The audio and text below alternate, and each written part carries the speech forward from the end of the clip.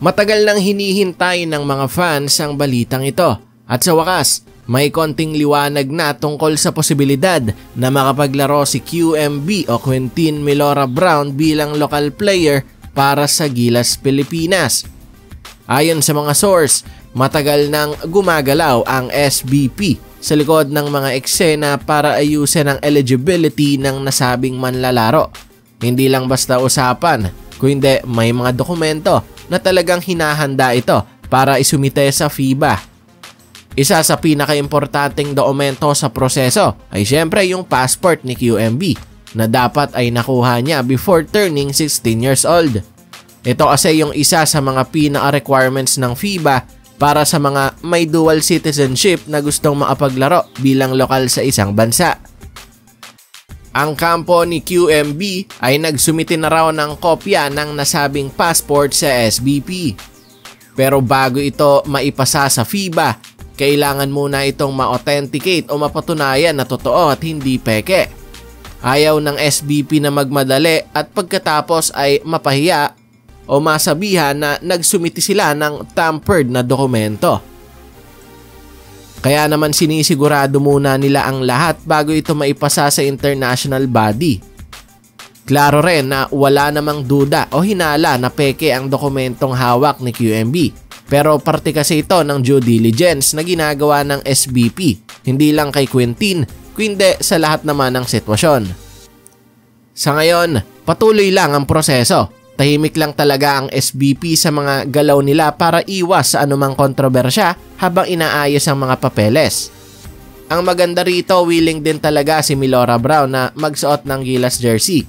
Simula pa lang kasi nung siya'y dumating sa UP, kanyang ipinapakita yung intensyon niya na makapaglaro para sa bansa. Isang 6'10" center na may kakayahang umiskor sa loob at labas, may solidong footwork at may disiplina sa training. Ganito mailalarawan ng isang QMB sa court. Kaya naman hindi na nakakapagtaka kung bakit gustong-gusto rin talaga siya ng Gilas Pilipinas. Kung magiging successful ang proseso, malaki ang pwedeng maging epekto ni QMB sa Gilas program. Isipin mo na lang ang tandem o rotation kasama sina AJ Edu, Kai Soto at syempre si Junmar Fajardo. Dagdag pa dyan na may advantage din ng Gilas kapag may mga versatile big men na kayang mag-adjust sa modern basketball. Hindi na lang kasi puro low post game ang uso ngayon, kaya kailangan din talaga ng mga big man na may shooting at mobility. At doon nga pumapasok ang value nitong si QMB. Samantala para naman kay JMF na nasa huling bahagi na ng kanyang international career, sakto rin kung magkataon ang dating nitong si QMB bilang possible successor. Hindi ganon kadaling palitan ang isang 6'10" na future legend na isang Junmar Fajardo, kaya napakahalagang may nakahanda ng kapalit. Sa ngayon, wala pang final decision mula sa FIBA, pero positibo ang SBP na malaki ang tsansa na maaprobahan si QMB bilang isang lokal. Ang mahalaga ay kompleto at malinaw ang dokumentong isinisumite. At para sa SBP, hindi lang ito tungkol sa isang player, kundi sa future ng Gilas.